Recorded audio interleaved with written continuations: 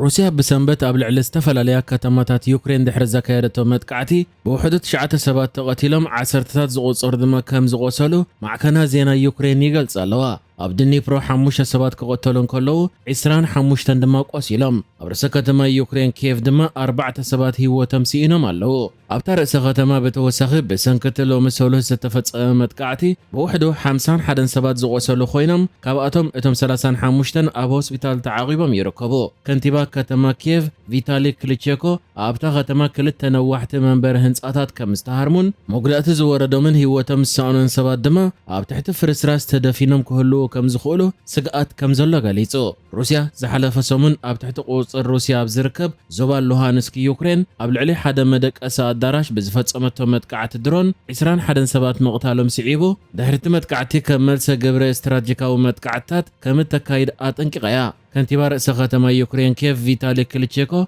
حزبي ام معقوبيتات كصنح تمحصين الله حلفو وتهدراو محدرا كتما كيف زخونه تمور تيكاچينكو بوغانو تصلاي ببالستيك ميسايلات زهرم زلو كبل غليصو مبزحتو كفال يوكرين اير متقعت متنققتا توهيب الله كما اكل كيف عابنا يتكعيكتا كل علون يرئ مهلاو تغليصو اب روسيا دما اب حدا مصاري ندادي اب السيكي متقعت كم زغاطمن حوي كمستلعلن ما اكل هص رديت روسيا غليص كم مجلس اتماكل زخونه يخون هيوتو سانه ويزغوسله كم زيله يغليصو بزغا روسيا يوكرين نحل حدن حيال متقعت زغبرا زلوا خوينن متقعت روسيا جن لو منغون رئيس ختما يوكرين كيف كهرمان كله عبي زخونه دمص ناي فنجرا كم استسمعت غليصو اتمتقعت دقا مدبر ندادي بوتا هنصا كومون اب حيالو منبر هنصاتات بارحوي كم زس عبون كنتيبا ختما غليصلو املت ختما مقراص اغلغلوت مبرهات كم زغاطمون تصبصيبو زلو خوينو كل قطباو يخون محبراوي هيوت تختماون نغزيو تطو كبل كم استغدد تغاليصو ابزا بروزيزيا ون حدا اندسترياو تكال متقعت تفصيمو ولا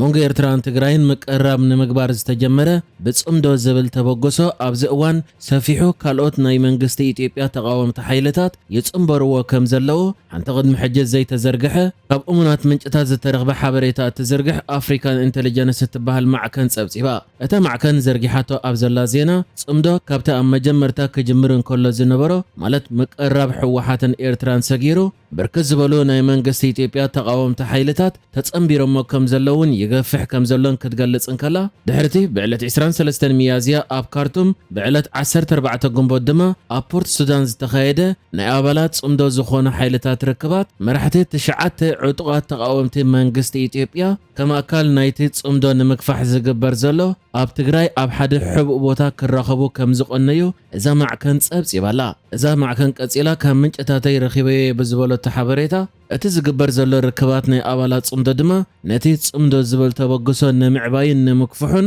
ዝዓለመ ከም ዝኾነ ከተሕብረን ከላ ይኹን እምበር እቲ ጽምዶ ዝብል ተበግሶ በጀካ ንመሪሕነትን ፖሊስታትን አብይ አሕመድ መቅዋም ሓሊፉ አይዲዮሎጂካዊ ወይ ፖለቲካዊ አራአዮ እንታይ ምዃኑ ንጹር ከም ዘይኮነ ያገሊጻ እታ ማዕከን ቀጺላ ኣብ ጽምዶ ናይ ዘለዎ ሓይልታት ዝኾኑ ወከልቲ ኣብ መቐለውን ተራኺቦም ከም ዝተዘራረቡ ክትገልጽን ከላ መንጎ ወተሃደራውያን ሓይልታት ኣባላት ጽምዶውን ሓቢርካ ናይ ምስራሕ መደባት ከም ዘሎን ነዚ እተዋሃት ኮሚቴ ድማ ኣብ ቀረባ እዋን ዕላው ክትከውን ምዃናውን ሓበሬታ ከም ዝረኸበት እዛ ማዕከን ጸብጺባላ እታ ማዕከን ቀጺላ እዚ ጽምዶ ዘርእዮ ዘሎ ዕቤት ከምኡ ድማ ምጽምባር ተቃወምቲ ሓይልታት መንግስቲ ፌደራል ኢትዮጵያ ናብ ጽምዶ ንቀዳማይ ሚኒስትር ኢትዮጵያ አብይ አሕመድ ዝመርሑ መሪሕነት ኣቆጥዑን ኣስጊኡን ከም ዘሎ ክትገልጽን ከላ አብይ አሕመድ ከኣ ኣብ ሱዳን ዝግበር ርክባት ጽምዶ መፈጸምታ ክግበረሉ ወይ ክቋረጽ ይደልህ ከም ዘሎ ክትገልጽን ከላ ብርክት ዝበሉ ዝቃወሙ ክሳብ ዕጡቃት ሓይልታት ዘለውዎም ናብ ጽምዶ ምጽምባሮም ድማ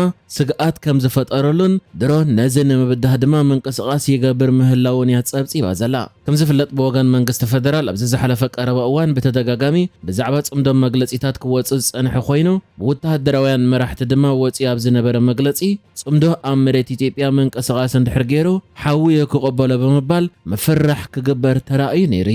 መሰረት እዚ ሕጂ ወጽኢ ዘሎ ሓድስ ጸብጻብ ድማ እቲ ኣብ መንጎ ኤርትራን ትግራይን ጀሚሩ ዝነበረ ጽምዶ ዝብል ተበግሶ ሰፊሑ ብርክት ዝበሉ ተቃወምቲ ሓይልታት ናይ ኢትዮጵያ ተጸምቢሮም ምህላውዮ ከም ቀንዲ ተገሊጹ ዘሎ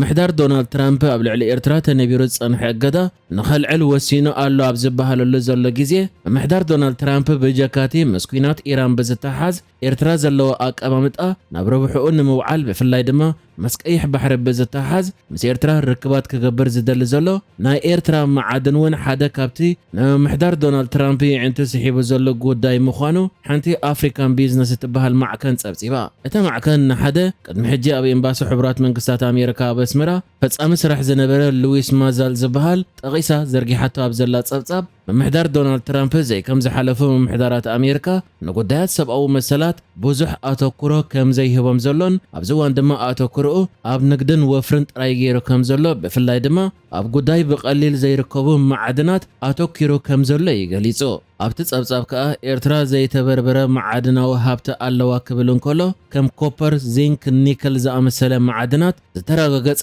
ብዝሒ ከም ዘለዋን ብጀካዚ እውን ከም ወርቅን ሲልቨርን ዝኣመሰለ እውን ኣብቲ ሃገር ብብዝሒ ከም ዝርከብ ብፍላይ ከኣ ኣብቲ ብርክት ዝበለ ማዕድናት ዝርከበሉ ዓረብያን ኑቢያን ሺልድ ዝበሃል ጂኦግራፋዊ ከባቢ እትርከብ ብምዃና ዘይተበርበረ ማዕድን ከም ዘለዋ ይተገሊጹ። ብጀካዚ እውን ኤርትራ 1200 ኪሎ ሜትር ዝበጽሕ ገማግም ባሕሪ ቀይሕ ባሕሪ ዘለዋ ብምዃኑ ምስቲ ምስ ኢራን ተፈጢሩ ዘሎ ኩነታት ከምኡውን ኣሜሪካ ኣብ ቀይሕ ባሕሪ ዘለዋ ጽልዋ ንምዕባይ እትገብሮ ዘላ ጻዕርታት ንኤርትራ ከም ቀንዲ ስትራቴጂካዊት ሃገር ገይራ ትርእያ ከም ዘላን እዚ ድማ ቀንዲ ጠመተ ምምሕዳር ዶናልድ ትራምፕ ምዃኑ ኣብዚ ጸብጻብ ተገሊጹሎ።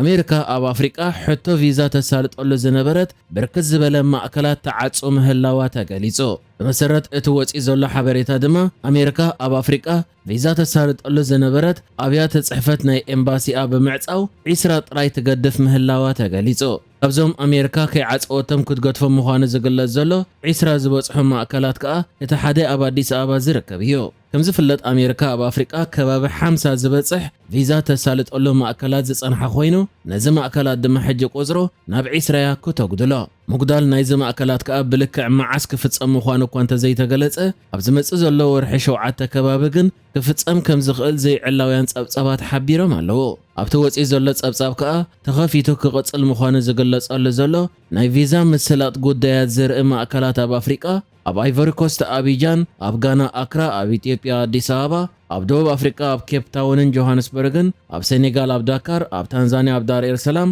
ኣብ ጅቡቲ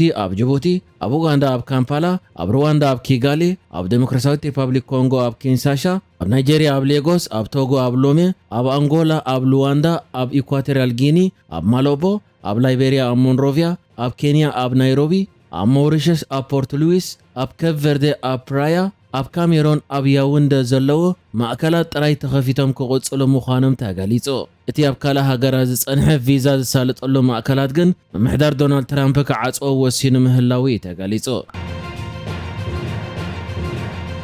ንሕጂ ዝተዳለወ ዜናታት እዚ ነይሩ። ብካልእ ክሳብ ንራኸብ ሰላም ንዓኹም።